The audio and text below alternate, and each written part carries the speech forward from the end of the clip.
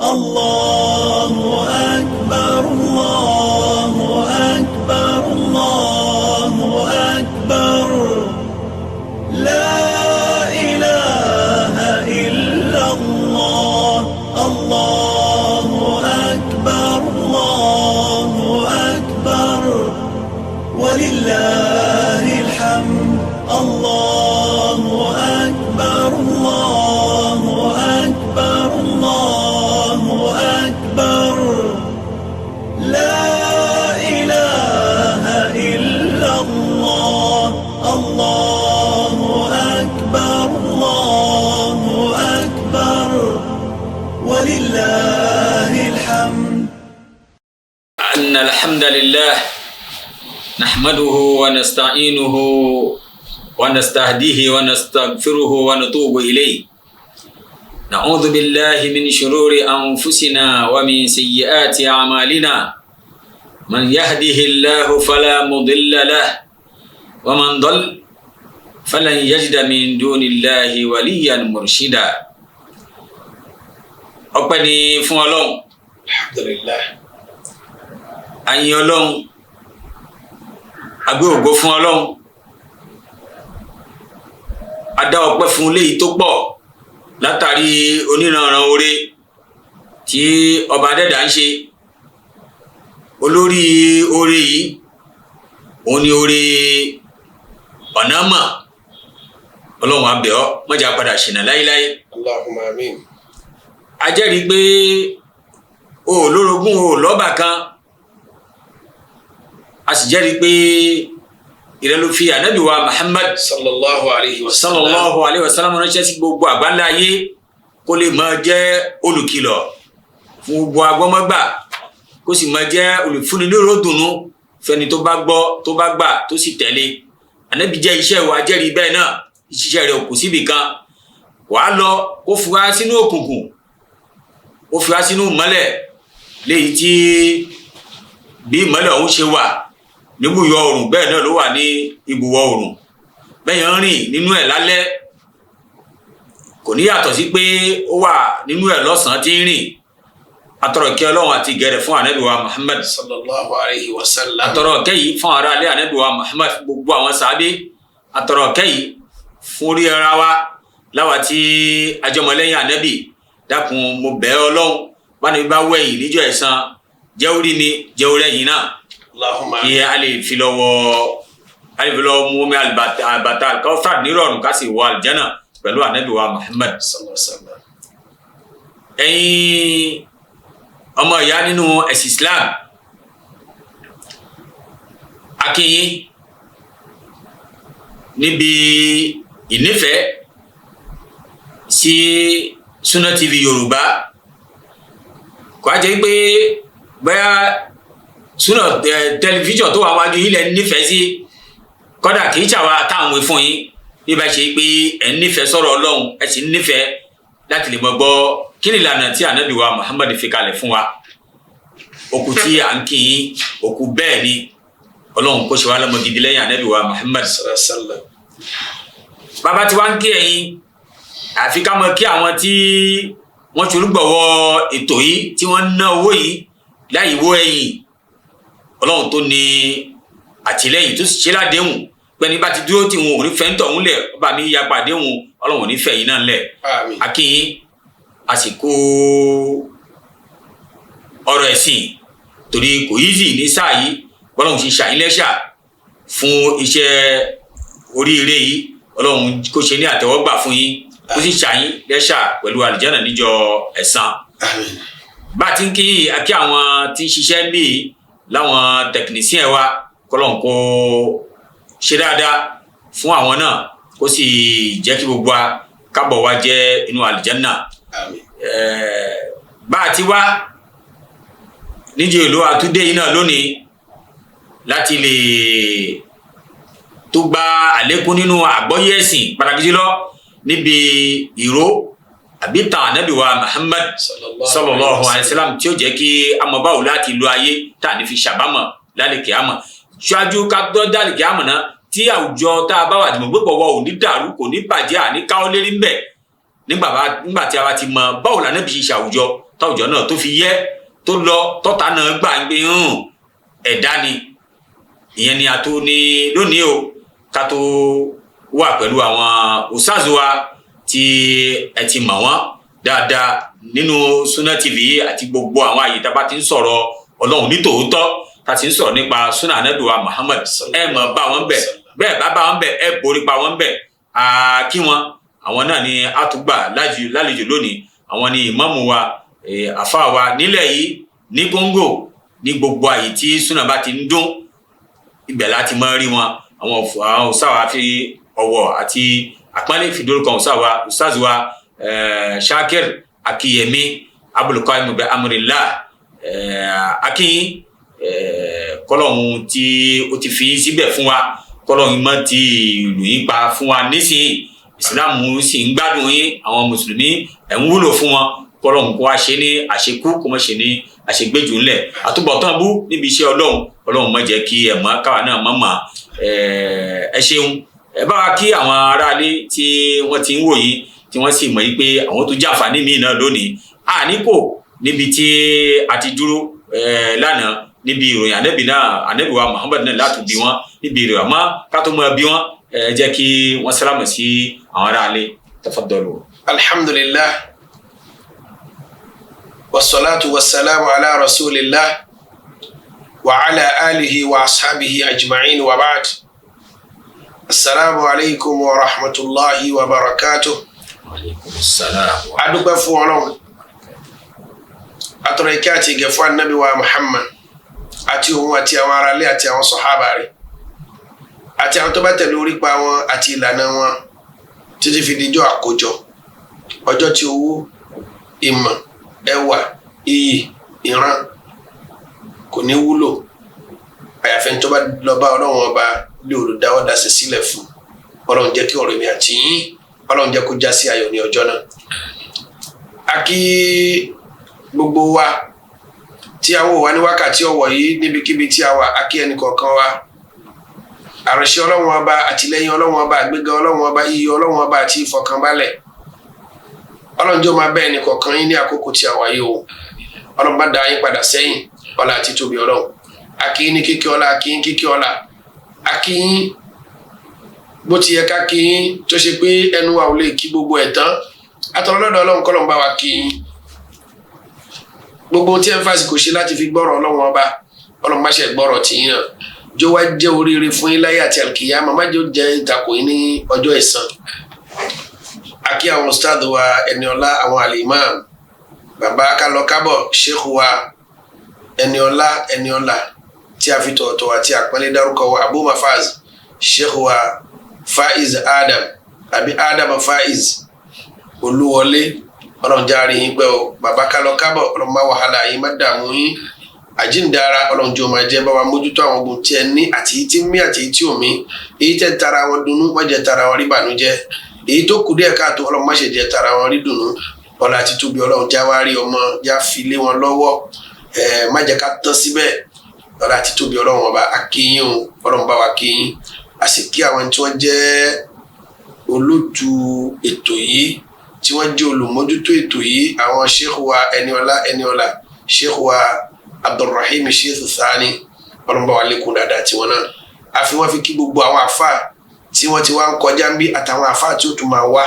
Ọlọ́run má dẹ́ni kọ̀ọ̀kan yín, má dá yín padà sẹ́yìn o. Ọlá àti tóbi Ọlọ́run má jẹ́ máa padà sí ibú, má jẹ́ máa padà sí ìgbà. Àṣírí bíbò táyé ti kọ̀ọ̀kan sàárè ti gbàgbà kìyàmá, Ọlọ́run má ṣe bá wa fi bò yín. Àwa náà Ọlọ́run má jẹ́ ṣì wá gbọ́, ẹ̀yin náà àwa náà Ọlọ́run má jẹ́ àṣìsọ. Ọlá àti tóbi Ọlọ́run àti àjùlọ àlàáfíà kan là ń gbé kiri, Ọlọ́run má fi dè wá mọ́lẹ̀ o. Ilé ló tòrò lẹ fi rí wa báyìí, Ọlọ́run má tulẹ̀ wa ká, má dalẹ̀ wa rú o. Ọlọ́run ó ti ṣe rí lánàá kò ṣe rí mọ́lẹ̀ ní, Ọlọ́run má fi sọ̀rọ̀ ẹnì kọ̀ọ̀kan wa já wá látúbọ̀tán rí gbogbo ìgbà tá a bá lọ. Ọlọ́run já lọ pẹ̀lú gbólóhùn la ilaha illallah. Àwa ṣe àdúrà fún àwọn ẹni tí wọ́n gbọ́wọ́ ètò yìí, tí wọ́n náwó, tí wọ́n ná dúkìá níbi wípé kí gbólóhùn Ọlọ́run ọba àti lára Ànábì wa Muhammad sallallahu alayhi wa sallam kó máa ní lọ síwájú. Ọlọ́run jẹ́ kí lọ síwájú máa bá wọn náà, má tẹ wọn, má tì wọn, gbogbo tó bá dáwọ́ lé ní ti dáadáa Ọlọ́run fi àlùbáríkà sí. Kùdìẹ̀kùdìẹ̀ tí ó kù fáwọn náà Ọlọ́run má ṣe ṣàmójúkú ẹ̀ fún wọn. Dá wọn ọmọ wọn sí, dá wọn náà sí, kó dá wọn aya wọn sí, kó sì dá dúkìá wọn sí. Bẹ́ẹ̀ náà ni gbogbo àwọn ẹni tí ń bẹ nílé iṣẹ́ amóhùnmáwòrán tá a wà yìí tí wọ́n jẹ́ ọlọ́wọ́ ẹ̀rọ àṣàdúrà fún wọn lọ́kùnrin lóbìnrin lọ́mọdé lágbà wọn ọlọ́run má ṣe gbàdúrà yín ọlọ́run lékún dáadáa yín lékún àlùbáríkà yín má tẹ̀yìn má tì yín o ọlọ́run má fi yín fọ́ta mú má jẹ́ kí ọ̀tá bí ń pé ọlọ́run ọba yín dà àwọn tó wá kọ́ àwa náà lẹ́kọ̀ọ́ ń bẹnu wọn tó ti lọ àlùkìyámà ọlọ́run má ṣe bá wa kẹ́ wọn bá wa gẹ̀ wọn bá a mójúkó ńlá ìṣe wọn èyí tá à ń ṣe yín náà ọlọ́run kó bá a múládẹ́ lọ bá wọn àwọn tó wá kù láyé abẹ́ ọlọ́run ọba ṣàlékún àlùbáríkà wọn má fi wọn dà wọn láàmú má fa náà dà wọn láàmú jẹ́ kí wọ́n ní àtúbọ̀tán rẹ̀ àwọn ọmọ tí wọ́n náà ọlọ́run bá wa dá wọn sí bá wa yé wọn àwọn kan náà ń bẹ tó ṣe pájọ́ ń ṣe báyìí lánàá tí wọ́n ti lọ ọlọ́mọṣẹ́ bá wa dẹlẹ̀ fún wọn gbogbo ohun tó ń fi sílẹ̀ èyí tí ń mí àti èyí tí ò mí ọlọ́mọṣẹ́ bá wa lékun dáadáa nǹkan náà bá wa mójútó nǹkan náà wàlá títóbi ọlọ́run àti àjùlọ rẹ̀ tó ṣẹ́fù. akínyín lẹ́ẹ̀kan sí ẹ ṣeun kọ́lọ́hún kí ó bá wa kínyín. àmín. ìpàdé tí ó kọjá ẹ ṣe àlàyé púpọ̀ fún wa níbi ìròyìn àti ìgbésí ayé ànábì wa Muhammad sallallahu alayhi wa sallam ṣáájú kí ó tó di òjíṣẹ́ kẹ́yìn tó jòjíṣẹ́ ibi tí a sùn sí ni pé ẹ jẹ́ kó yé wa pé ànábì wa Muhammad sallallahu wá alayhi padà wa kó sallam nílùú Mẹ́kà ó lọ ìlú Madina níkẹyìn tó ṣe ọdún 13 tí fi ń jíṣẹ́ Ọlọ́run ṣáájú kánàbí tó lọ ìlú Madina àwọn aráàlú Mẹ́kà ti wà nù palẹ̀ mọ́ pé ànábì ń bọ̀ torí pé wọ́n ti gbogbo àwọn aráàlú Madina ẹ ṣeun aráàlú Madina ti wà nù palẹ̀ mọ́ pé ànábì fẹ́ kó ní Mẹ́kà ó fẹ́ wá sọ́dọ̀ tàwọn kọ́dà ànábì ti fi Mus'ab ibn Umair ránṣẹ́ nígbà yẹn àwọn aráàlú Mẹ́kà náà ti wá ń ṣe àwọn aráàlú Madina ẹ̀dá kan aráàlú Madina ti wá ń ṣe hajj nígbà yẹn wọ́n ti ń retí pé ànábì ó wà náà nínú tí a máa ń sábà gbọ́ pé ńgbà tánábì dé inú àwọn aráàlú Madina dùn wọ́n lọ pàdé àwọn obìnrin ní ti ń kunrin ni wọ́n ń jó ni wọ́n ń yọ̀ kódà tọ́lá alẹ́bàdìrò alẹ́ ìnà ibẹ̀ yẹn ni wọ́n ti kọ orin náà fún ànábì ẹ dákun lára ohun tí àwa ń jẹ́ kó yá àwọn èèyàn lónìí ni pé music kò dáa nínú ẹ̀sìn Islam òun ni wọ́n sì ń sọ fún wa yìí pé wọ́n fi pàdé ànábì nígbà náà ẹ jẹ́ kí àníyàn ó yé wa síwájú kí atọwọnú ìgboro Madina gan. alhamdulilayi wa salatu wa salamu ala rasulillah wa ala alihi wa ashabihi ajma'in akínyìn bàbá wa imaamu lẹ́ẹ̀kan sí ọlọ́nkó bá wa kínyìn ẹ kú ìgbàlejò wa bẹ́ẹ̀ ti gbàlejò wa níjọ́ sí náà lẹ́tún gbàlejò wa lẹ́nu nípa ọ̀rọ̀ anábì wa Muhammad sallallahu alayhi wa sallam ọlọ́run ọba kó ṣe mi àti yín àti gbogbo olùgbọ́ wa tí a jọ ń gbọ́ ètò yìí ṣíwálẹ́ni tí a wà nẹ́ni tí ànábì wa Muhammad ṣe pẹ́ ṣíwálẹ́ni tí ó bá ànábì wa Muhammad sallallahu alayhi wa sallam mú mi al-Kawthar ṣíwálẹ́ni tó ṣe pé a bá ànábì wa Muhammad sallallahu alayhi wa sallam wà ní ọgbà àdìrà ẹ̀rí ìbéèrè yìí ànábì wa Muhammad sallallahu alayhi wa sallam nígbà tí ó kó ní ìlú Maka máa lọ sí ìlú Madina ká gẹ́tà náà kúrú Abubakar ló mú dání láti jẹ́ kí wọ́n jọ rìnrìn àjò náà tó wọ́n gbéra ìrìn àjò yìí kí a gé kúrú nítorí ohun tí a béèrè ó dá mi nígbà àwọn afá ti sọ̀rọ̀ púpà ẹ̀ nípa ìjírà Ànábì wa Muhammad ṣùgbọ́n àwọn béèrè kan àwọn kankan lẹ fẹ́ mú jáde lẹ fi béèrè Ànábì rìn àìmọye ọjọ́ kì í ṣe ọjọ́ kan Ànábì débẹ̀ kì í ṣe ọjọ́ méjì kì í ṣe ọjọ́ mẹ́ta ó la oṣù lọ kí Ànábì wa Muhammad kódà Ànábì gbẹni tí ó mú rìnrìn nítorí pé kò mọ̀nà sallallahu alayhi wa sallam oríṣiríṣi ìṣòro l'Ànábì sì rí níbi kí àwọn kèfèrí sọ pé kó lọ padà bá àwọn kọ́bàrà bá wọn mú Ànábì wa Muhammad sallallahu alayhi wa sallam gbogbo ara láti mọ̀ tán bá Ànábì ti jáde kó Mákà bó ti bu yẹ̀pẹ̀ sí àwọn kèfèrí àti bẹ́ẹ̀ lọ wọ́n ṣe pètòpèrò láti sọ pé ṣé káwọn pa Ànábì ni àbí káwọn dè mọ́lẹ̀ ni àbí káwọn lè jáde ni wọ́n sá dé tìǹà ọlọ́run la Ànábì wa Muhammad ọlọ́run má ṣe la gbogbo àwa tiwa náà èèyàn nídó ní àti ṣètò ọlọ́run àti tànábì wa Muhammad àfi kó máa rírò ètè báyìí àfi kó náà kẹ́kọ̀ọ́ níbi tànábì wa Muhammad sallallahu alayhi wa sallam káṣí wa rántí pé ńgbà tànábì padà wá sí Mákà kó padà fi aburú fi san fún àwọn kèfèrí náà ó yáfi wọn ni kọ́nà ṣe wá lẹ́ni tí ó lè yáfi àwọn tó bá ṣiṣẹ́ níbi àyèmọ́ wọn ọ̀la àti tóbi ọlọ́wọ́ àti àjùlọ rẹ̀. Ànábì wa Muhammad sallallahu alayhi wa sallam èrò ti bá àwọn ará Mọ̀dínà pé Ànábì ti dé o. Gbogbo àwọn ará Mọ̀dínà pátápátá lọ́kùnrin lóbìnrin lọ́mọdé ó jẹ́ ìdùnnú fún wọn ó jẹ́ ayọ̀ fún wọn ó jẹ́ ìwúrí fún wọn pé Ànábì táwọn ò rí táwọn ń jẹrẹ tó ṣe pé àwọn ẹni tó lọ sí Mákà tí wọ́n lọ sọ àjọsọ pẹ̀lú ànábì tí wọ́n fa ànábì lọ́kàn balẹ̀ wípé ànábì máa bọ̀ gbogbo ohun tá a ní dúkìá àti lẹ́mìí a ṣetán láti fi fún Islam kí Islam lè ṣe kí ni kó lè gòkè kó lè di ẹ̀sìn àgbáyé àti ẹni tánàbì fi ránṣẹ́ sí wọn tó jọ́mọ olówó Allahu Akbar Mus'ab ọmọ Umair pé ìwọ lọ jẹ́ni tí ó máa kọ́ wọn lẹ́kọ̀ọ́ Islam kí n tó dé wá ìlú Madina ìròdé wípé ànábì wa Muhammad dé gbogbo ara Madina jáde láti lọ pàdé ànábì wa Muhammad sallallahu alayhi wa sallam níjọ́ tí ànábì dé ìdùnnú bá wọn ara Madina wọ́n mọ̀ pé ìmọ́lẹ̀ kan wọlé gbígbàdúrà dé Ọlọ́run sì ṣe bẹ́ẹ̀ fún ìlú Madina níjọ́ náà lọ́hùn wọ́n kì í pe ìlú Madina ní Madina níjọ́ náà Yathrib náà máa ń pè Yathrib ànábì dé ìlú Yathrib nígbà tí ànábì ó dé dédé Kùbá ni ànábì dé sí Kùbá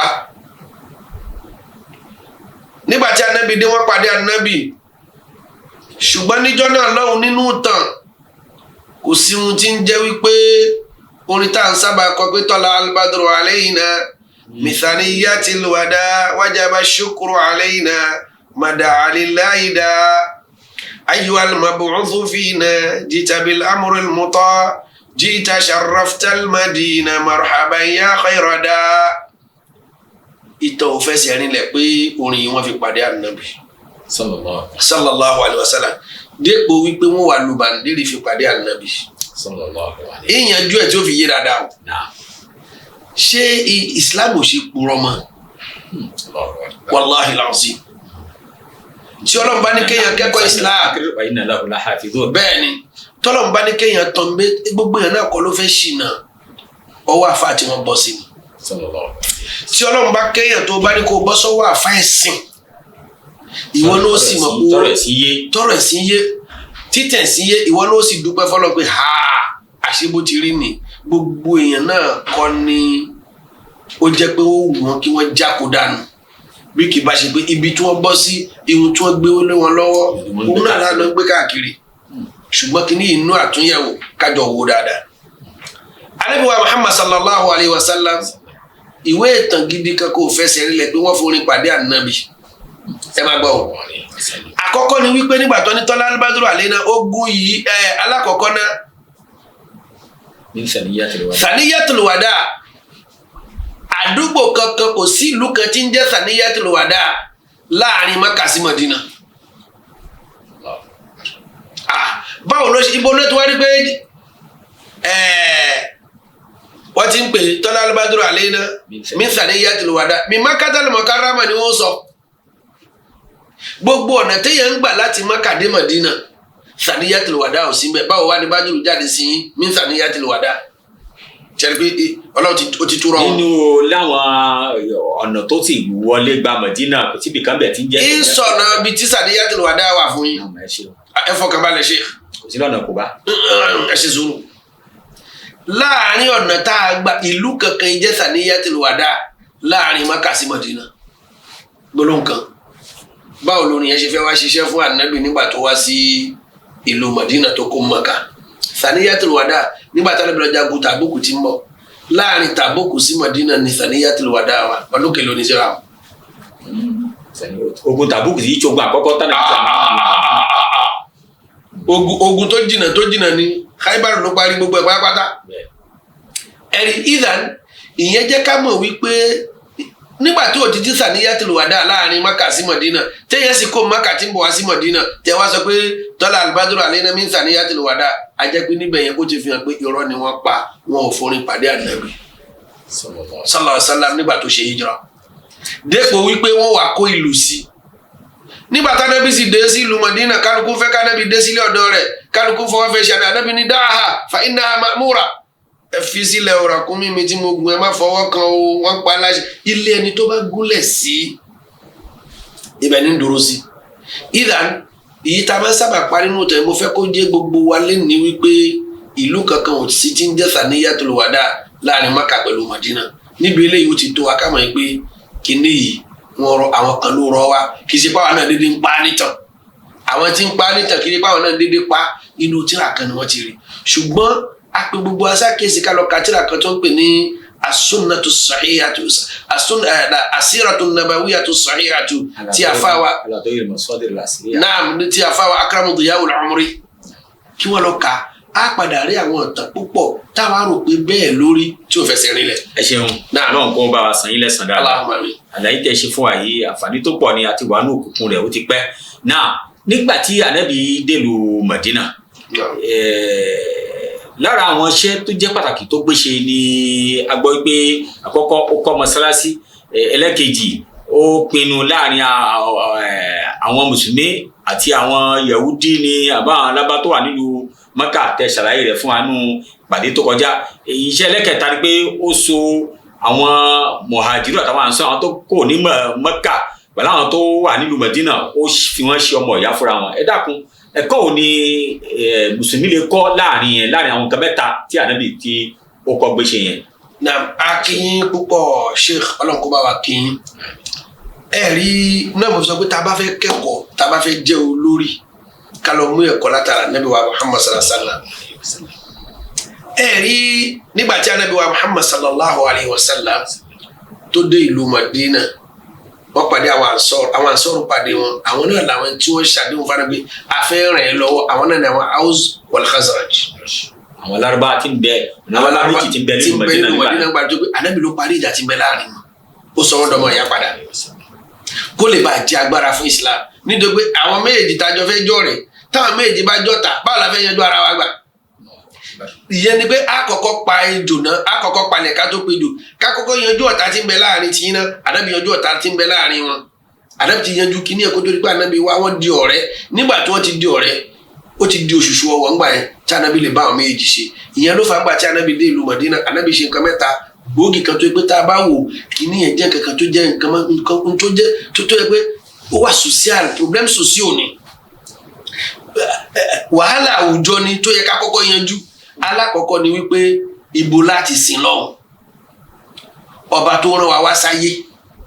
nítorí pé Ọlọ́run ní wa ma khalaqtul jinna wal insa illa liya'budun mi nítorí nǹkan kan dáwọ́ mi ní àti àlejòónú àyàfi kí wọ́n lè bá a máa jọ́sìn fẹ́mi Ọlọ́run. àkọ́kọ́ ohun tá a torí ẹ̀ wá sáyé ni pé nǹkan tó kọ́kọ́ pọ́n Ànábì lójújú nù nǹkan mẹ́ta tó ṣe Mádínà òun náà ni pé báwo la ṣe nílé Ọlọ́run ọba tá a ti máa sìn lọ. jọ́sìn fọ́lọ́run bẹ́ẹ̀. tá a bá jọ́sìn fún pé òun lọ́lọ́run torí ẹ̀ dá wa wá ìtorí ẹ̀ l'Ànábì fi kó nílùú Mẹ́kà wá sí ìlú Mádínà ìtorí ẹ̀sìn yìí làwọn ará Mádínà ṣe ń retí Ànábì. ó jẹ́ pé Ànábì ò dúpẹ́ mo fẹ́ kọ́lé ara mi mo fẹ́ mẹ́tìrì ara mi àlẹ́ nǹkan àkọ́kọ́ ni pé ilé Ọlọ́run nítorí pé ilé Ọlọ́run yẹn òun gangan ni láti máa jọ́sìn fọ́lọ́run tọ́lọ́run torí ẹ̀ dá wa ó ṣe bílẹ̀ yẹn ìyẹn jẹ́tọ̀ láàrin àwa pẹ̀lú Ọlọ́run ó wá kú láàrin àwa ẹ̀dá àwọn tó wá láti ìlú Mádínà wọn wá pẹ̀lú owó wọn wá pẹ̀lú dúkìá wọn wá pẹ̀lú dùnnú náà wọn wá pẹ̀lú dùnnú wọn dá gbogbo dúkìá ọdún pé ṣe fẹ́ lọ ẹ̀ sì ní kó dúkìá lọ ẹlòmíì ò mọ ọmọdé àtìyàwó. Ànábì wá so wọn pọ̀ pé lágbájá àti lágbájá ọmọ ìyá ní gbogbo ohun tó o bá ní ó dá sí méjì tó bá níyàwó tó bá nílé tó bá láṣọ ọmọ nìkan ni wọn lè pín. mo sọ yín dọmọ ìyá pé ẹ̀yin méjèèjì béèyàn kan bá lọ kú ṣáájú ara yín kó tó di pọ́nlọ́ wá sọ àyà ká máa pín ogún fún ẹbí kó tó sọ kalẹ̀ Ànábì ní ẹjọ́ máa jogún ara yín ahabina al-muhajirina wal ansar ó mẹ́tìrì àwọn ará Mẹ́kà tí wọ́n wá ó mẹ́tìrì wà lẹ́sìn pé ẹ̀ẹ́rí nǹkan kan mú wá àmọ́ níbí Ọlọ́run ti ṣọlá fún yín tẹ ẹni tí ò níyàwó yóò do níyàwó àwọn ànsọ́run sọ pé ó dá méjì ni mo ní ṣùwázì tó bá wẹ̀ náà ìyàwó mi ó dá dúkìá mi ní pín sí méjì múdà kan aṣọ mi ní pín sí méjì ilé mi ní pín sí méjì ó jẹ́ kí ara wọn balẹ̀ ìṣẹ̀mí náà wà équilibré ó tóra wọn dáadáa eléyìí náà nínú àwọn problem sociaux ni tá a gbọ́dọ̀ mú ìtura pé àwọn ta ló ní dúkìá kó rántí àwọn aláìní ṣé ìyà ò jáwọn èèyàn láwùjọ yìí ìyà ń jáwọn èèyàn àwa tá a jó lórí ìlú kí la ṣe sí. iṣẹ́ ẹlẹ́kẹta kí ni àǹfààní wo lẹ́yìn lè kọ́ bẹ̀ ẹ ṣe ó ṣèwé àtúnṣe láàrin wọn àti àwọn. Ànábì ṣe àdéhùn láàrin òun pẹ̀lú àwọn Yahudi tó bá nítorí pé wọ́n ní bí kulé ò pa ni tòde ò lè pa ni. Yorùbá sọ yí pé ẹ̀yìn kùlé lọ̀tá wà nínú ilé la ṣe ní gbé tó bá wá jẹ́ bẹ́ẹ̀ ẹ̀yin Yahudi ẹ jẹ́ ká jọ ní àjọsọ mi ní ràn tá lọ́wọ́ lé yín lérí ẹ̀yin náà ò gbọ́dọ̀ ràn tá lọ́wọ́ lé mi lérí o ẹ máa bẹ́ sí Yahudi yín lọ ẹ lè má ṣe Islam abẹ́ bàbẹ́ lábẹ́ àṣẹ wa a gbọ́dọ̀ rí kẹ́ dalẹ̀ fún wa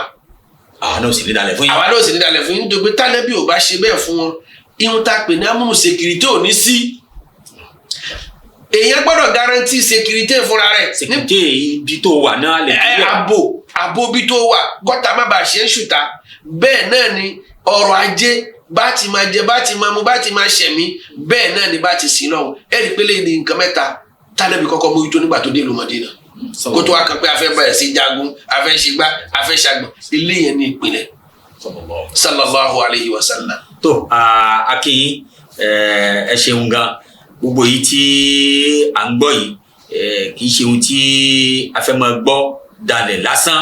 ká máa kẹ́kọ̀ọ́ ń bẹ̀ láwọn ẹ̀kọ́ tí àwọn náà táwùjọ wa tí ó fi tò lẹ́kọ̀ọ́ tí ìgbésí ayé wa ó fi tò lẹ́kọ̀ọ́ tí àwùjọ wa ò ní dàrú tọkàn ó fi balẹ̀ òun ni ẹ̀kọ́ tó yẹ kémi àtẹ̀yìn ká mọ̀ kọ́ nínú ìgbésí ayé ta ni ìgbésí ayé Ànábì wa Muhammad tọ́lọ́run fi ṣe àpèjúwe fún gbogbo àgbáńlá ayé tá à ń wò tá a sì pé ẹni tó pé alọ́ta ti gbà kí á ní tẹ̀yìn tẹ́ ní ọmọlẹ́yìn Ànábì ní kọ́lọ́run kó káwa mọ́mọ́ gidi lẹ́yìn Ànábì wa Muhammad sallallahu. Assalamu alaikum warahmatullahi wabarakatuh. Ìkànnì tẹ́ ń wò yìí náà ní ìkànnì Sunna TV níbi tí àwọn onímọ̀ ti ń tẹ̀ ìmọ́lẹ̀ sórí ẹ̀sìn Islam látòrí Sunna TV ìmọ́lẹ̀ nínú sunna nabi Muhammad sallallahu alayhi wa sallam. ní gbogbo ìgbà ní kẹ́ ẹ máa wò wá tí ẹ sì máa rí ẹ̀kọ́ ìsìnkọ́ lórí ìkànnì yìí náà ni o. òun ló múlẹ̀ rẹ̀kẹ̀tẹ̀ yàtọ̀ yìí gbogbo mùsùlùmí lọ́kùnrin àti lóbìnrin ẹ jẹ́ ká máa wo Sunna TV ẹ jẹ́ àwọn ọmọ wa náà máa wo Sunna TV kí wọ́n lè bá ní ìmọ̀ tó péye nípa sunna. ìkànnì tó ń tàn mọ́lẹ̀ sínú ẹ̀sìn ni Sunna TV Yorùbá ẹ máa wò wá ní gbogbo ìgbà kẹ́sì máa kọ́ ẹ̀kọ́ tó péye nípa sunna. Naam, lẹ́yìn tí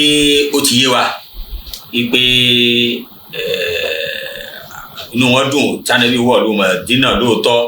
àmọ́ kì í ṣe pẹ̀lú orin ìlú ijó tí kò bàndírì tá à ń sọ yẹn kò sí tọ́ka gidi kan sí alhamdulilayi ẹ ṣeun fáwọn àlàyé yẹn torí tó wúlò fún wa tó àwọn ìgbésẹ̀ mẹ́ta tó ṣe pàtàkì tánẹ́bí gbé tára àwọn aráàlú Mádínà fi balẹ̀ táwọn aráàlú Mẹ́kà tí wọ́n wà àwọn mọ̀hàdírù tára tí wọ́n náà fi balẹ̀ tí adìrẹ̀ fẹ́ gbéjọba ìsìlámù tuntun dúró nílùú Mádínà gbogbo ala ti gbọ́ àǹfààní yẹn ṣeun kọ́lọ́n kó bá san yín lẹ́san dáadáa. ẹ wá rí ọ̀tá tó wá jẹ́ pé bí àbínú orí lásán ni wọ́n yìí tètè padà lẹ́yìn èèyàn. Ànábì wà nílùú Mádínà lóòótọ́ àwọn aráàlú Mádínà nínú wọn dùn wọ́n gba Ànábì láyé Ànábì balẹ̀ àmọ́ àwọn ará bíi láwọn ọ̀tá àwọn kèfèrí wọn padà lẹ́yìn Ànábì wa Muhammad ló wá fani Ànábì jà àwọn ogun mélòó kan nígbà tó wà nílùú Mádínà. Ẹ dákun àkókò náà tó àmọ́ yìí pé bàbá tó wọnú yẹn náà ọgbà míì ni àmọ́ ogun wo ni ó dùn Ànábì jù nínú àwọn ogun tí Ànábì jà nílùú Mádínà. Ẹ fún wa láǹfààní ẹ̀ kẹ́ ẹ sì ṣàlàyé fún wa pé kí nìdí tí ọ̀rọ̀ ogun náà fi rí bẹ́ẹ̀ tó fi dùn Ànábì níbẹ̀. ẹ ṣeun. alhamdulilayi akin sheikh ọlọ́nkọ́ba wa kin àti gbogbo àwọn olùgbọ́ wa tí ẹ̀ ń wò wá ní dédé àsìkò yìí. mo sọ fún wa wípé tí a bá fẹ́ wo Ànábì wa Muhammad sallallahu alayhi wa sallam ó tó wò kọ́ ṣe nu gbogbo ìṣẹ̀mí ayé yẹn pátápátá. kì í ṣe inú ẹ̀sìn nìkan. kì í ṣe inú ẹ̀sìn àní tó bá jó lórí báwo ló ṣe lè darí àwùjọ ó wà mẹ́ tó bá jẹ́ pé wọ́n fẹ́ darí ìwọ náà ìwọ jọmọ ẹ̀yìn wọ́n fẹ́ darí ẹ̀ ó torí látọ̀dọ̀ Ànábì wa Muhammad sallallahu alayhi wa sallam. yín wá lọ síbi ìbéèrè tí ẹ béèrè nípa ogun tí Ànábì jà tí ìlú Ànábì bàjẹ́ òun náà lógun kan tí a mọ̀ ní Gazwatu Uhud ogun Uhud là ń pè ó jogun ẹlẹ́ẹ̀kejì tí Ànábì fẹ́ jà nínú Islam. ogun yìí ó dé sábàbí ihun tó sì fa sábàbí ẹ̀ ni wípé nígbà tí Ànábì jáde láti lọ jagun Bádírù ogun àkọ́kọ́ láti fi dá àwọn ẹ̀tọ́ tí àwọn kèfèrí gbà lọ́dọ̀ àwọn mùsùlùmí nígbà tí ẹrù wọn bọ̀ láti Ṣáà. Ọlọ́run ní kí Ànábì borí ogun náà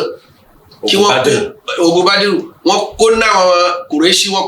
kó nú wọn lẹ́rú wọ́n sì rí dúkìá gbà. kò wá tán nú àwọn Kùrẹ́ṣì wọ́n fẹ́ wá gbẹ̀san wọ́n náà wá fẹ́ fogun jà Ànábì wa Muhammad sallallahu alayhi wa sallam nínú Uhud. nígbàtí ìrọ́bà Ànábì nípa ogun yìí k'Ànábì tó jáde lọ́jà ogun yìí Ànábì lálàá àlá àkọ́kọ́ tí anabi lá lójú àlá yìí ni wípé anabi wa Muhammad sallallahu alayhi wa sallam ó rí wípé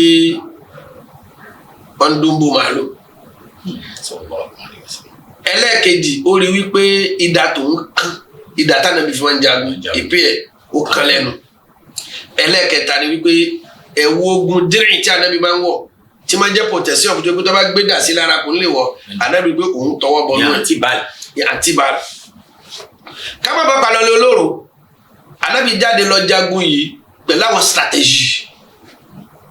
nígbà tí anabi fẹ́ lọ àwọn kan bẹ tó jẹ́ mọ̀nàfìkì tí wọ́n ti dánmọ́ ogun sí mẹ́ta tí wọ́n kó kan padà ibẹ̀ kọ́ là ń lọ ṣùgbọ́n ibi tá a lọ ni pé lójú ogun yìí anabi ní àwọn strategy kan tí yẹn fi máa ń jagun tí anabi kọ́ àwọn sọ̀hábà rẹ̀. òkè Uhud yìí àwọn tó bá lọ sí Mákà ó ti rí à ń pè àwọn òkè kan ní àǹfààsì Uhud yìí tó ń pè ní arumat àwọn tìrẹ́dẹ̀lìtì tí anabi ní ẹ̀yìn 50 second ẹ wà lérí àpáta yìí o tí a pè ní arumat àwọn tìrẹ́dẹ̀lìtì ẹ ò gbọ́dọ̀ sọ̀kalẹ̀ títí kí n fi sọ fún pé ó yá ẹ sọ̀kalẹ̀. anabi kọ ẹ̀yìn sí àpáta Uhud ó fèsì àpáta kékeré tí a pè ní arumat tó jẹ́ ti àwọn tìrẹ́dẹ̀lìtì ilẹ̀ lásán wá wà ń bẹ̀ ó jẹ́ pé inú ilẹ̀ lásán yẹn lànàbì ti fẹ́ jagun pẹ̀lú àwọn Quraysh. anabi ti fẹ̀yìn fi ti àpáta ó ti ṣe kiri sí ààrẹ. àwọn Qurayshi àwọn wọ́n wà láǹfààní anabi wọn ò mọ̀ pápátá tó wà lẹ́yìn àwọn mùsùlùmí ti wà mẹ́. nínú strategy tánàbí gbé kalẹ̀ ètò ogun táwọn ò mọ̀ bí wọ́n ti ń bá wọn anabi jagun níwájú làwọn tìrẹ́dẹ̀lì ti ń ṣe bọ̀m̀bàdìmọ̀ fún wọn látẹ̀yìn àtiwájú àtẹ̀yìn ni wọ́n fi ń gbà. ló bá wá di wípé àwọn Qurayshi bẹ̀rẹ̀ sí ní sálọ. ojú wa ń káwọn sàábé pé ó yẹ ká tó mú wọn lẹ́rú gẹ́gẹ́ bíi ti ogun padà láì jẹ́ kó ń gbàṣẹ lọ́dọ̀ anabi tánàbí sọ fún yín pé ẹ má sọ̀kalẹ̀ títí kí n ṣe kẹ́ sọ̀kalẹ̀ ló fi jẹ́ pé tíwọ náà bá jọ mọ ẹ̀yìn ó rẹ̀ kọ́ mú bẹ́ẹ̀ anabi ni ẹ má sọ̀kalẹ̀ wọn ò gbọ́ náà bá sọ̀kalẹ̀ làwọn Qurayshi bá rí pé aṣọ́nà tẹ́ ń gbà fi dáṣẹ̀ rí àfún wa ni náà bá sálọ náà bá yí padà wá bá wọn sàábé anabi wọ́n ti sọ̀kalẹ̀ kó lè rí àpáta sọ̀kalẹ̀ ńgbà náà láì jó kánábí yọ̀ǹda fún wọn. wọ́n wá bẹ̀rẹ̀ sí ní ṣe wọ́n ṣe wọ́n bí ọṣẹ ti ń ṣojú nínú ogun yìí ni wọ́n pa Hamza Asadullah kìnìún Ọlọ́run tó jẹ́ ọ̀nkìlá anabi wa Muhammad sallallahu alaihi wasallam radiyallahu anhu. pípa Hamza yẹn ní túmọ̀ sí màálù tánàbí ni wọ́n dùn ún Allahu akbar. nínú ogun yìí wọ́n ká eyín anabi wa Muhammad òun ní túmọ̀ sí ẹnu ìdè anabi tó gé ìtọ́ báṣọ anabi ni pé anabi ò ní kú sógun náà o wọ́n padà ṣe kí ni yóò padà sí ìlú Madina òun lọ́wọ́ tó ti bọ́nú àti báàlù nítorí pé anabi dágún nínú ogun náà ara kan anabi débi wípé tí anabi bá wà lérí irun anabi a máa ṣe alkonotu fún wọn. anabi a máa ṣàdúrà fún wọn. a máa ṣàdúrà fún wọn kẹfẹ a máa rọ ìpele wọn lérí pé báwo ni wọ́n ṣe fẹ́ jèrè gbà àwọn ìjọ tó kẹ́yìn anabi wọn. anabi ni Ọlọ́run kó lánàá lágbájá ọmọ lágbájá fìnnàlùmọ́ Ọlọ́run wá sọ fún anabi pé laysa laka minal amri shay. kò sí ohun tó kàn ohun tó bá wèmí Ọlọ́run bá ń forí jì wọ́n tó bá sì wù mí fi àjọ ohun tó bá anabi nínú jẹ́ jù stars òun náà ni Hamza àbúrò bàbá anabi wa Muhammad sallallahu alayhi wa sallam tí wọ́n pa nínú ogun náà tí a mọ̀ ní kìnìún Ọlọ́run tó gbé jagunjagun. ẹ ṣeun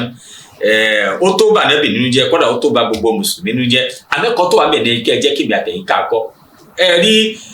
nígbà tí àwọn òṣàlù wa ń ṣàlàyé fún wọn ní àní kò sípò tó fẹ́ wà láyé tó ní kẹ́kọ̀ọ́ nínú ìgbésí ayé anabi wa anabi ò mọ̀ ṣe science politique anabi ò lọ école des armées kì í sì ń gbé stratégie báwo láti jagun wọ́n bọ́ síbi tó bá ti bọ́ síbi dúró bẹ́ẹ̀ wọ́n náà bọ́ síbi tó bá ti ṣẹlẹ̀ báyìí àmọ́ ẹ̀rẹ́ tí àṣẹ mi anabi ò mọ̀ ṣe école des armées bí ọ̀kan bá fẹ́ jẹ́ àmì gidi lónìí ọmọ ogun gidi kan àfikún tó para sẹ́yìn kò béèrè báwo lànàbì ṣe tó fi yẹ kí Ọlọ́run àti gẹ̀rẹ̀ kó mọ̀ lọ bá anabi wa Muhammad ẹ ṣeun anabi wa Muhammad èyí tí ó dájú bí ẹ bá ti wí pé alọ́ta mọ̀ pé ẹ̀ṣà ni ìkan ni olú ni anabi gba ẹ̀yìn tó pọ̀ Ọlọ́run náà yìn nínú Al-Qur'an Ọlọ́run ní lára ẹ̀yìn tọ́lọ́run bá fún ní sọ́tò plan innaka la ala khuluqin azim pé wà aṣáájú ni ẹ dákun jẹ́ ìròyìn díẹ̀ kí làwọn wà anabi wa Muhammad fún wa tí àwa náà tá a mọ̀ fi ẹ̀ náà fi pẹ̀lú pé mò ń ṣe súnà mò ń ṣẹ̀sìn mi tí a fi di pé àwa náà jàre kọ́lọ́n kò dá wa láre. naam ọlọ́run bá wa kẹ́yìn sheikh ẹ̀rí anabi wa muhammad sallallahu alayhi wa sallam nígbà tí wọ́n bi aisha radiyallahu anha pé kí ni ìwà baálé rẹ̀ ó ní kana khuluquhul qur'an ó ní ìwà baálé mi òun náà ni al-Qur'an tẹ́ bá ti wọ al-Qur'an òun náà ni wà anabi wa muhammad sallallahu alayhi wa sallam tábàlà fẹ́ makarimul ahlak àbí shama'ili muhammadiyya a fẹ́ sọ̀rọ̀ nípa ìwà anabi a máa mẹ́nu bá kò ní tán nípa kéèyàn ní tẹríba anabi jẹ́ kan nípa kéèyàn láàánú anabi jẹ́ kan nípa kéèyàn láwọ́ anabi jẹ́ kan nípa kéèyàn má jẹ́ aláṣẹ ètò kéèyàn má jẹ́ aláṣẹ jù anabi jẹ́ kan tẹ́ bá fẹ́ ká máa mú àwọn àpèjúwe wa lọ́lọ́kọ̀ọ́jọ̀kan èyí tó kọ́kọ́ kéré jù anabi pẹ̀lú ọmọ ọ̀dọ̀ khadim anabi ó bọ ọmọ ọ̀dọ̀ níṣẹ́ Anas ó ní òun ó sì máa lọ mú nǹkan mi ṣe anabi ò sọ fún òun rí pé eré ò pé kò sọ fún pé kí ló dé tó ṣe léyìí. Anas ibn Malik. ó ní anabi ò sọ bẹ́ẹ̀ fún òun rí pé kí ló dé tó ṣe léyìí dépò pé yóò fi wá sọ fún òun rí pé ó sì ṣe léyìí. Sallallahu anabi ibu pé ọmọ ọkọ eléri ibu. rárá o ọmọ aláìní jẹmọ rárá o ọmọ igun palepale tí ó ní anabi ibu yẹ. ó ní anabi wa Muhammad sallallahu alayhi wa sallam kò sọ fún mi rí kò kígbe mọ́ pé kí ló dé tó ṣe léyìí ó sì ṣe léyìí ó ní kò ṣe ẹ̀yìn látẹnu anabi wa Muhammad sallallahu alayhi wa sallam ẹja tó wo ara oko tó tọ̀ sí masalasi láyé anabi wa Muhammad sallallahu alayhi wa sallam ṣé masalasi wájà yìí dọ̀tí àwọn sábẹ́fẹ́ ìdílé lọ sérí ẹ̀ láti bọ̀m̀bàdé anabi ní ẹ̀fílẹ̀ ẹjọ́ tọ̀ tán o sínú masalasi nítorí pé anabi mọ̀ pé títọ́ bá pàtọ́ mọ́ nú ó lè fa àmọ́dé fún. anabi ò sì lọ ilé kò kọ́ medicine.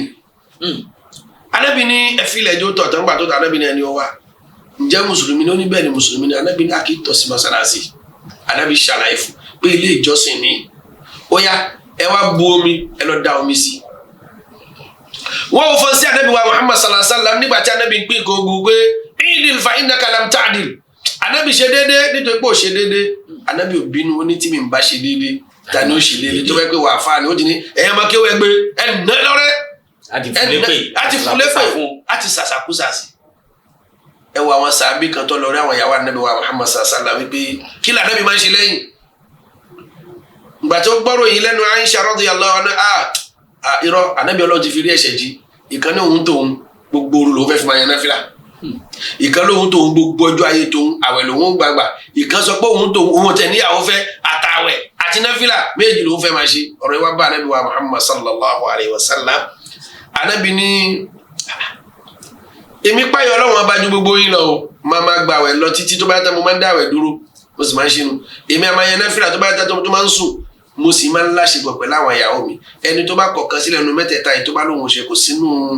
ìlànà mi anabi wa Muhammad sallallahu alayhi wa sallam. ẹ ṣeun ṣe rí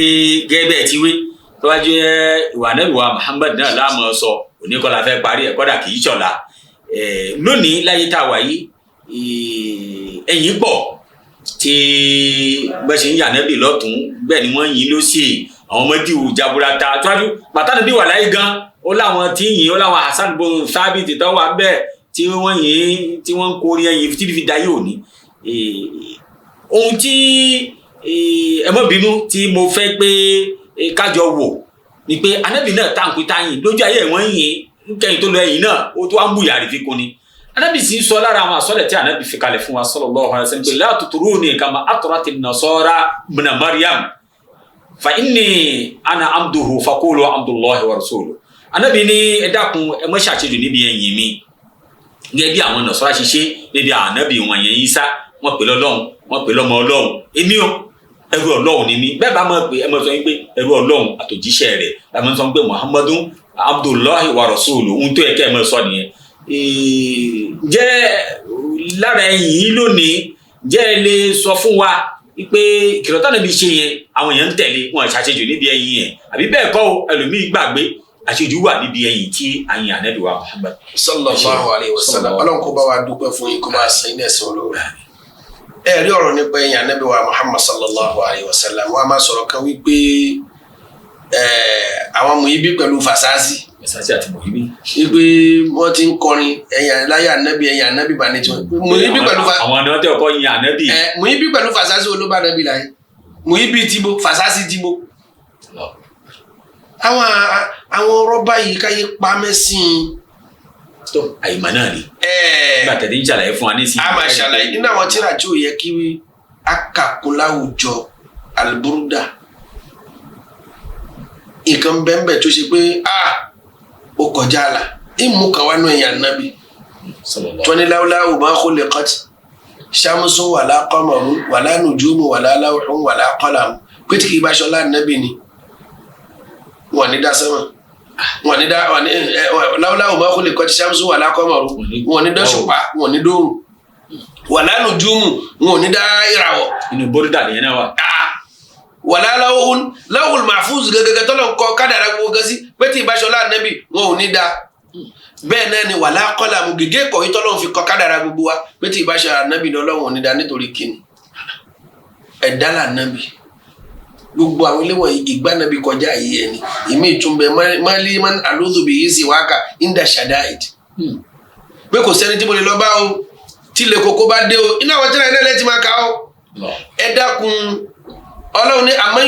yujibul mutarra idha da'ahu wa yakshifu su' ẹni tára ní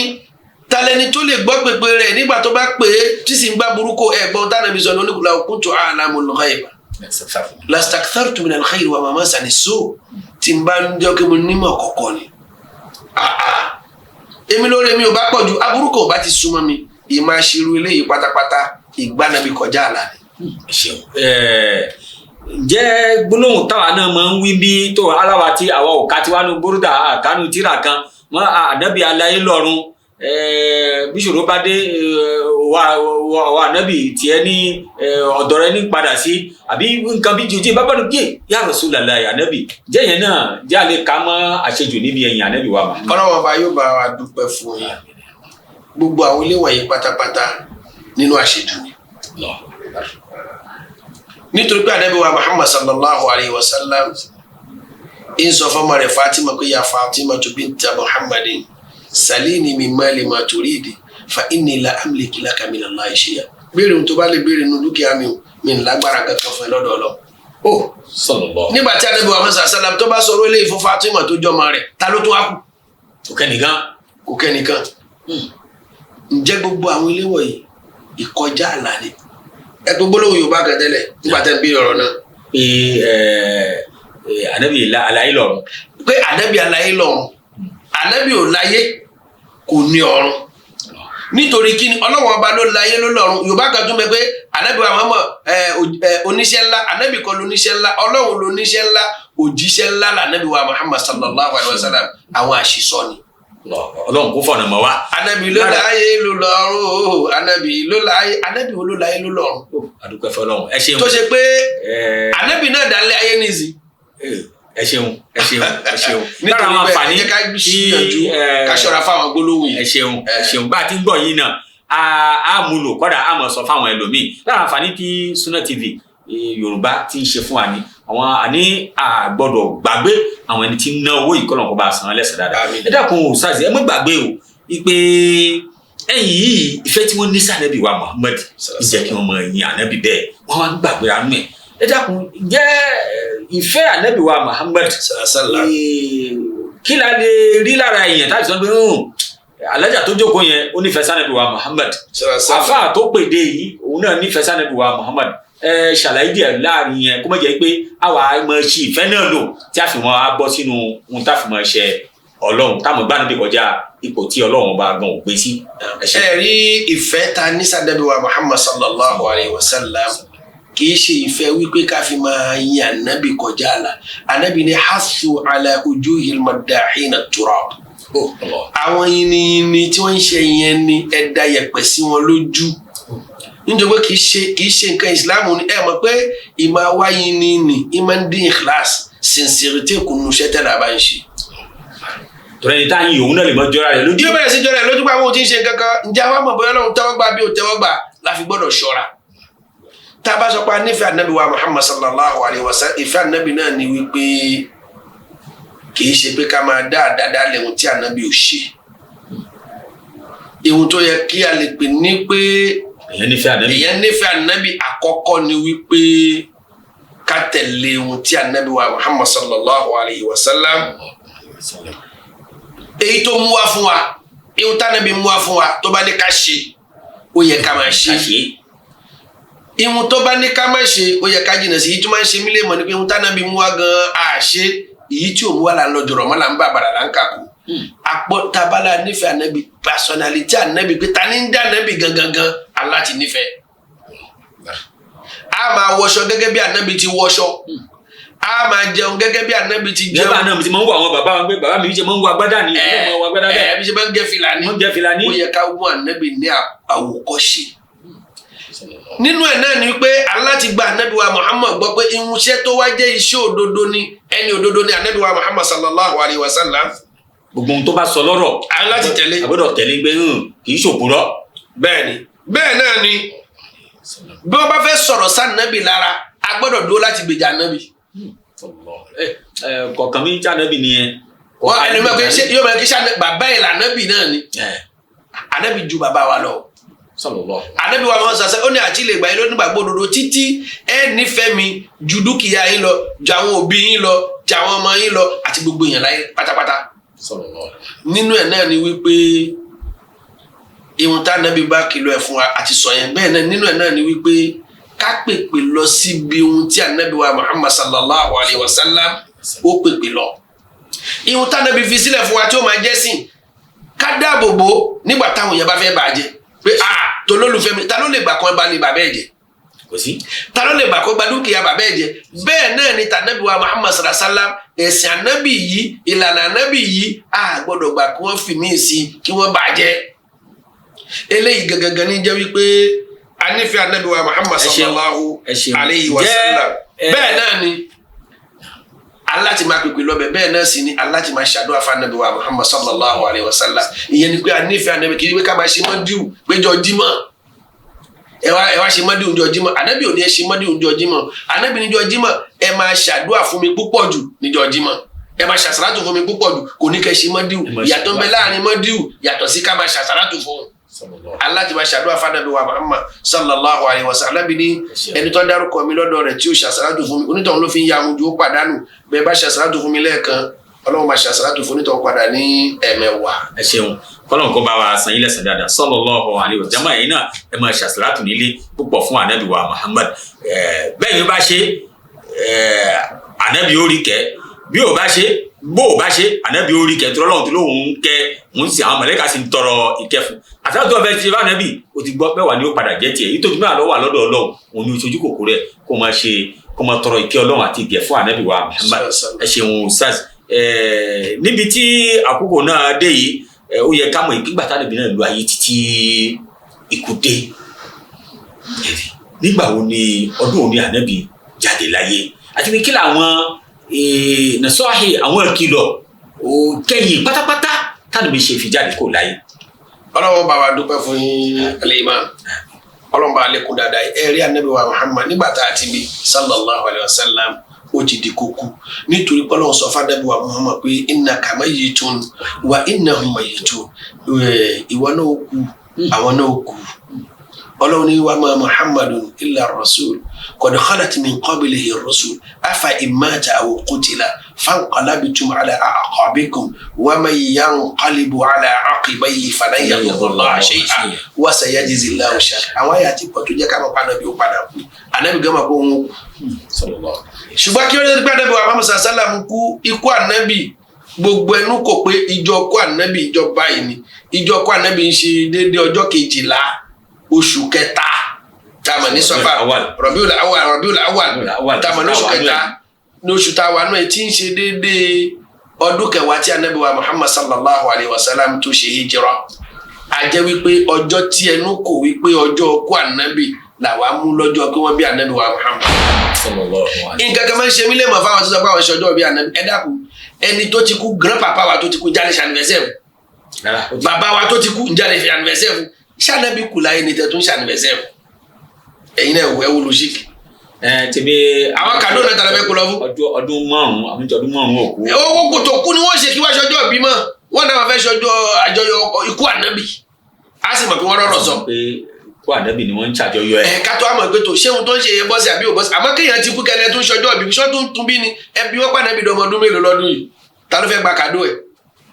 ọ̀dà ẹja tẹ̀síwájú pa béèrè yẹn ká tètè yanjú ẹ̀ òun ni pé ńgbà tánábì fẹ́ kú ànábì sọ àsọsílẹ̀ o pàtàkì jùlọ fún àwa ìjọ yìí ńgbà tá a ti mọjọ́ tí ànábì kú ànábì tẹnumọ́ ọ̀rọ̀ ìrun pé as-sala wa ma malakat aymanukum ẹ̀yin ìjọ mi ìrun dọ́wọ́ yín o ìrun dọ́wọ́ yín àti gbogbo àwọn ọmọ ọ̀dọ́ tí bá ń bẹ lábẹ́ yìí ọ̀rọ̀ ńlá làrábì sọ ọ̀tọ̀rọ̀ àwọn ọmọ ọ̀dọ́ ó lè tibẹ̀rẹ̀ àkóbá níwájú Ọlọ́run ìrun ó lè tibẹ̀rẹ̀ àkóbá láàrin wọn pẹ̀lú Ọlọ́run nìyẹn ọmọ ọ̀dọ̀ láàrin ẹ̀dá sẹ́dá ni ó kú bá ti lù já Ọlọ́run jáde nínú tánàbí sọ kẹ́yìn as-sala wa ma malakat aymanukum. ẹ ṣeun àkókò náà ti lọ a sì kò tá a gbádùn yìí bí ẹni pé kí ẹ tẹ mọ dákẹ́ ni ẹ dákun bó bá dọjọ́ agbèdè ànábì ni ó sì gbẹ wá ẹ dákun ànábì ni ó sì gbẹ wá ṣé gbogbo àná pátápátá ni ànábì ó sì gbẹ àbáwọn nìkan wà tó yẹ pé àwọn eléyìí mo fẹ́ sì gbẹ wọn nítorí ìdí báyìí àwọn eléyìí wọn sínú wọn nítorí ìdí báyìí kí a fi ka ètò. Ọlọ́run bá yóò bá wa dúpẹ́ fún yín èyí tá a kàn tiẹ̀ kọ́kọ́ sọ pé gbogbo ẹnikẹ́ni tí bá fẹ́ kí ànábì sì pẹ́ lálùkìyàmà àkọ́kọ́ ohun tá a tọrọ fún ẹni bẹ́ẹ̀ ni pé kó jáwọ́ nínú ẹbọ tó o bá ń ṣe àjò ànábì ò ní sì bẹ́ẹ̀ lẹ́bọ̀ o tó tọrọ ẹ̀jẹ̀ tó wà mọ́sálásí tó ń ṣe tó ń bá wa ṣe Islam tó tún ṣe múlẹ̀ ó ń bá wa ṣe Islam ó ń ṣòro ó ń ṣe égún ó ń bá wọn bọ̀ ṣálé ó ń bá wọn dáwọ́ ṣálé ànábì sì lọ́dọ̀ aláyẹ̀wò ànábì ò ní sì pẹ́ má darẹ̀ láàmú ó sínú nákàlí fúnra wa tá a fi kó lẹ́ nítorí àsìkò ní pé tó bá fẹ́ kánábì ṣe pé ọ̀rọ̀ ńlá lẹ béèrè tó tún gbàsìkò púpọ̀ òun ni pé àkọ́kọ́ má ṣe bọ́ ẹlẹ́ẹ̀kejì inú tánábì fi lè ṣe pẹ́ ni wípé tó bá ti pèrún ànábì ní ẹ máa sọ tí ẹni tí ń pèrún bá ń sọ tó bá wá pèrún bó ṣe ẹ ṣàṣàlátù fèmí ànábì àìsábà ṣe Allahumma rabba zidna wa ti tábà làbá ń ṣe tí wọ́n bá pè wọ́n bó ṣe àkọ́kọ́ ṣàṣàlátù fún ànábì náà sọ̀látù Ibrahim ànábì ní ẹ ṣàṣàlátù fún mi fún mas'aluli alwasila lẹ́yìn wá àgbà náà ẹ tọrọ wàsílà fún mi lọ́dọ̀ Ọlọ́run ọba ẹni tó bá ṣe léyìí ń ṣìpẹ̀ lálùkìyàmà ìyẹn ni pé lẹ́yìn ìgbà tó bá pè wọ́n bó ṣe àkọ́kọ́ ṣàṣàlátù fún ànábì náà sọ̀látù Ibrahim bó ṣe lílí fati àbí sọ̀látù nàrí àbí tùǹjì náà kò ní jẹ ànábì ò ní ṣe o ti wrong lẹ́yìn wá gbàlúwà sí Allahumma rabba hadhihi da'wati tamma was-salati al-qa'ima ati Muhammadan al-wasilata wal-fadila wab'athu maqama mahmudan alladhi wa'adta innaka la tukhlifu al-mi'ad anábìlẹ̀ tẹ́ bá ṣe báyìí ní ṣe pẹ̀lú al-qiyama èmi àti àtẹ̀yàwó náà ọlọ́njà wà náà ní tí anábìwá Muhammad sallallahu alaihi wasallam yóò ṣe pẹ̀lú al-qiyama. ẹ ṣeun kọ́lọ́n kó bá wa san yín lẹ́san dáadáa kátókò nítorí Sunna TV ní àwa gbogbo náà sì ti lò àdúrà tí ẹ̀ka yìí gbogbo náà la gbọ́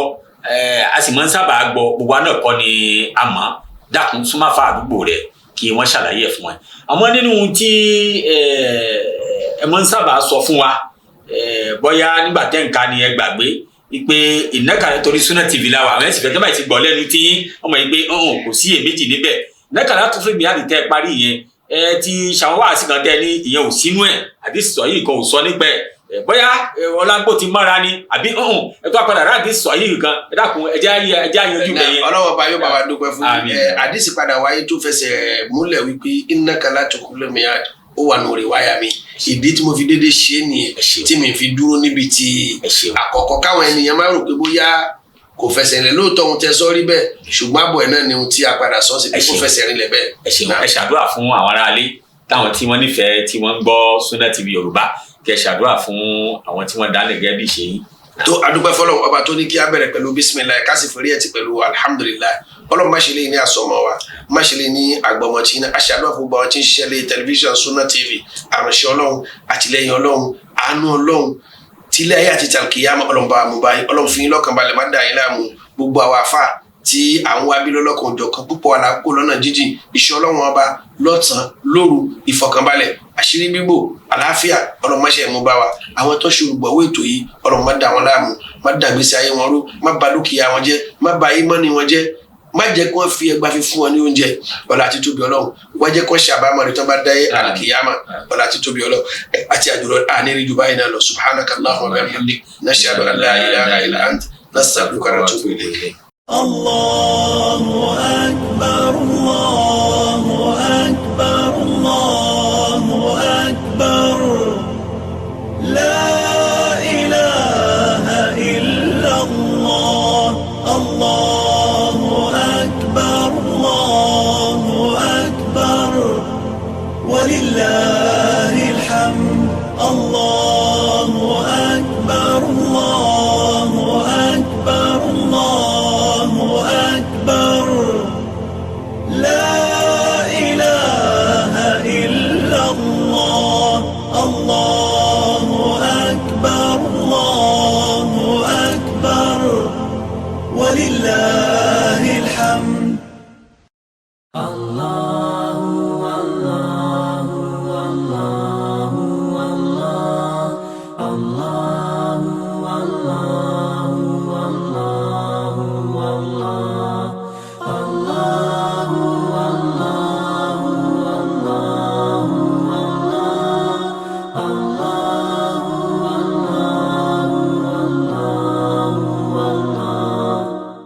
سبحان الله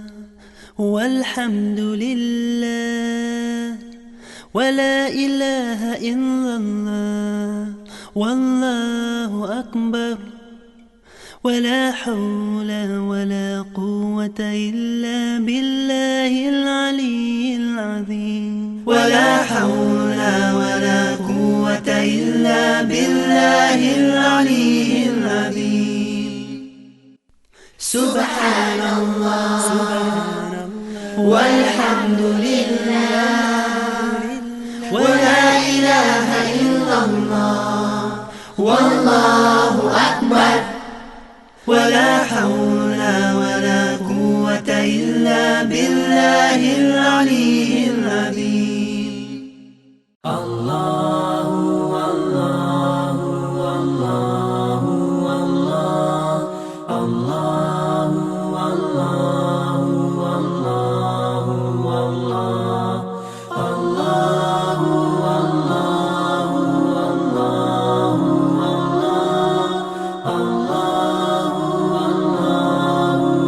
الله الله سبحان الله والحمد لله ولا إله إلا الله والله أكبر ولا حول ولا قوة إلا بالله العلي العظيم. ولا حول ولا قوة إلا بالله العلي العظيم. سبحان الله والحمد لله ولا إله إلا الله والله أكبر ولا حول ولا قوة إلا بالله العلي العظيم. الله الله الله الله الله الله الله الله الله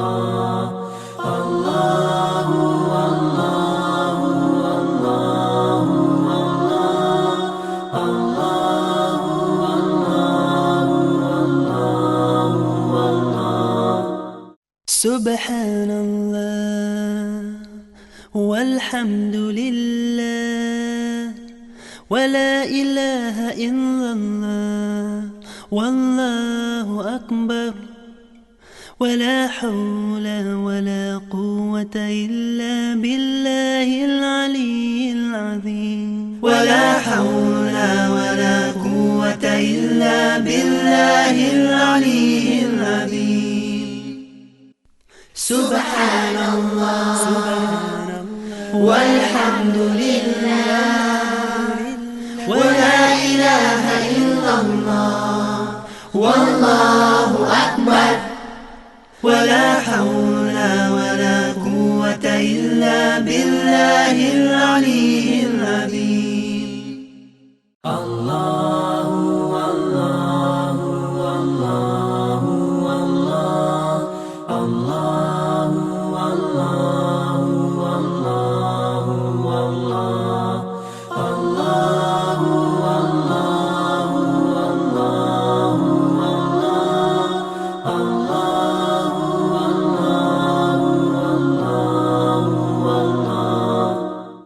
سبحان الله والحمد لله ولا إله إلا الله والله أكبر ولا حول ولا قوة إلا بالله العلي العظيم ولا حول ولا قوة إلا بالله العلي العظيم سبحان الله والحمد لله ولا إله إلا الله والله أكبر ولا حول ولا قوة إلا بالله العلي العظيم الله الله الله الله الله الله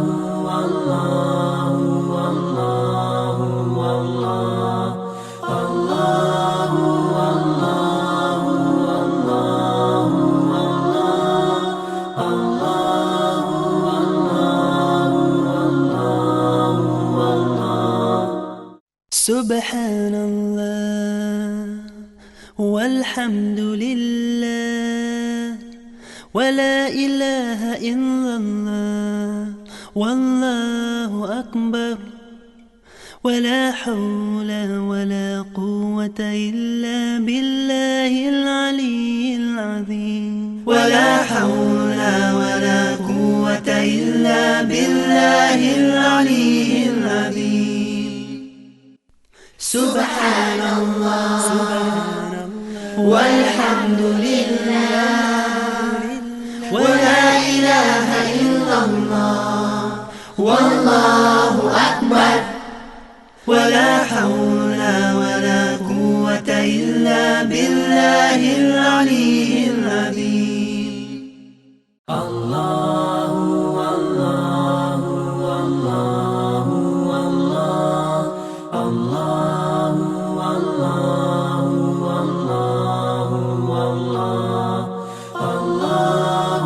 الله الله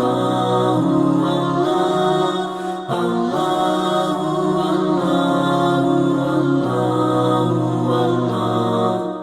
سبحان الله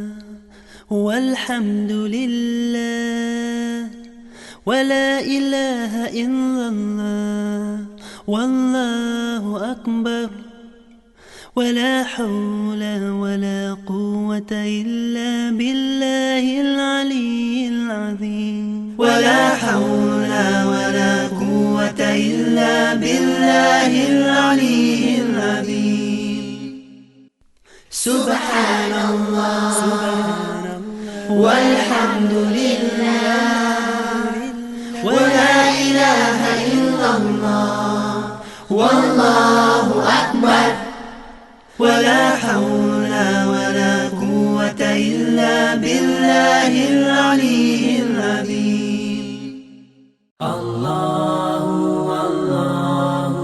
الله الله الله الله الله الله